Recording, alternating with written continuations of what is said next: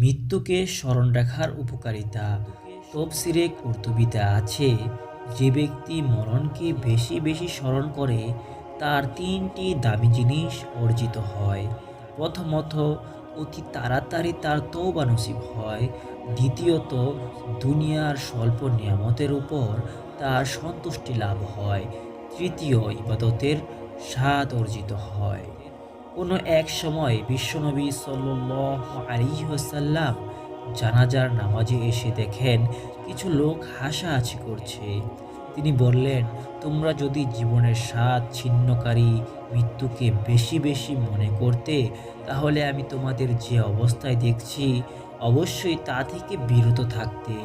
তোমরা জীবনের স্বাদ ছিন্নকারী মৃত্যুকে খুব বেশি স্মরণ করো, কেননা কবর প্রতিদিন দুনিয়াবাসীকে সমন্বয়বোধ করে বলতে থাকে, আমি প্রবাসী মুসাফিরের বাড়ি, আমি নির্জন কুটির, আমি মাটির ঘর, আমি পোকামাকড়ের কীটপতঙ্গের আস্তানা। কোনো ইমানদারকে যখন দাফন করা হয় তখন কবর তাকে বলে, মারহাবা, স্বাগতম। আমার পিঠের উপর যত লোক চলাফেরা করেছে তাদের মধ্যে তুমি ছিলে আমার নিকট সবচাইতে প্রিয়। আজ তোমাকে আমার নিকট সমর্পণ করা হয়েছে, তুমি আমার কাছেই এসেছ, সুতরাং তুমি শীঘ্রই দেখবে আমি তোমার সাথে কেমন সৌজন্যমূলক ব্যবহার করি। তারপর কবর তার জন্য দৃষ্টির শেষ সীমা পর্যন্ত প্রশস্ত হয়ে যাবে এবং জান্নাতের দিকে তার একটি দরজা খুলে দেওয়া হবে।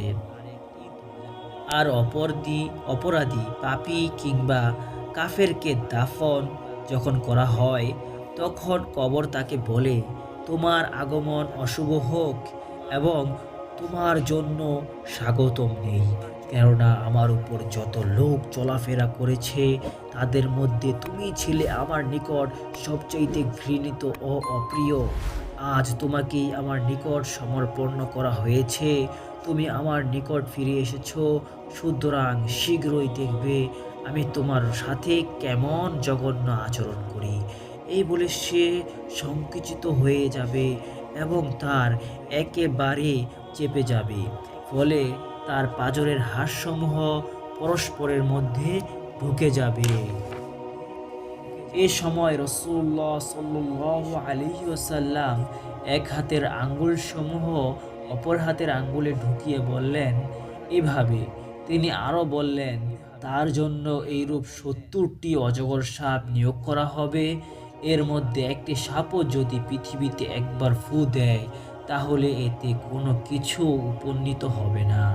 হিসাব নিকাশ না হওয়া পর্যন্ত সে অজগরগুলো তাকে দংশন করতে থাকবে, খামচাতে থাকবে। এরপর রাসূলুল্লাহ সাল্লাল্লাহু আলাইহি ওয়াসাল্লাম বলেছেন, কবর হলো জান্নাতের উদ্যানসমূহের একটি উদ্যান অথবা জাহান্নামের গর্তসমূহের একটি গর্ত। কোরআন ও হাদিসের আলোকে ইমানি মেহনতের ইসলামী যোদ্ধা, ধর্মীয় গ্রন্থাবলী শুনুন, নিজ ইমানকে তাজা করুন। তেহরিকে ঈমান।